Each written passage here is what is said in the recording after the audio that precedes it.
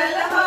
जहाँ होला शिव चर्चाए हो मंदिलवा के भाग जगल हो जहाँ होला शिव चर्चाए हो शिव चर्चा में शिव गुरु आई है हो शिव चर्चा में शिव गुरु आई है संगवा में पार्वती मैया हो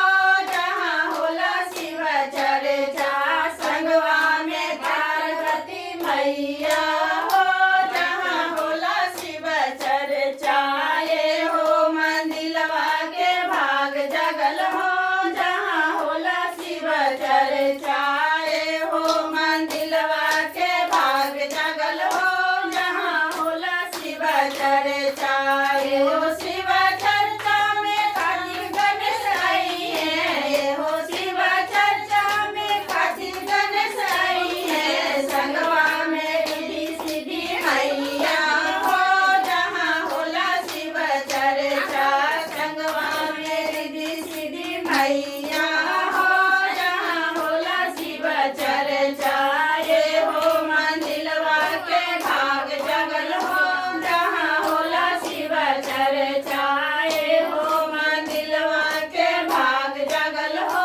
जहाँ होला शिव चर्चाए हो शिव चर्चा में ब्रह्मा विष्णु आई है हो शिव चर्चा में ब्रह्मा विष्णु आई है संगवा में लक्ष्मी मैया हो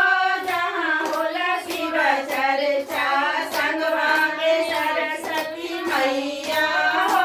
जहाँ होला शिव चर्चाए हो मंदिलवा के भाग जगल हो जहाँ होला शिव चर्चाए हो मंदिलवा के भाग जगल हो जहाँ होला शिव चर्चाए हो शिव चर्चा में राम लक्ष्मण आई है हो शिव चर्चा में राम लक्ष्मण आई है संगवा में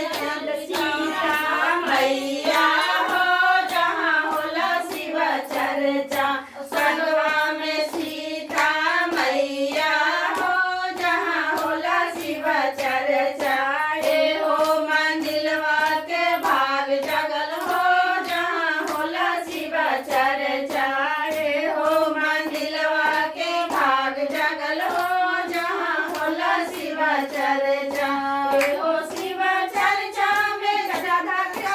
आई है हो शिव चर्चा में राधा बलराम आई है संगवा में राधा मैया हो जहाँ होला शिव चर्चा संगवा में राधा मैया हो जहाँ होला शिव चर्चाए हो मंदिलवा के भाग जगल हो जहाँ होला शिव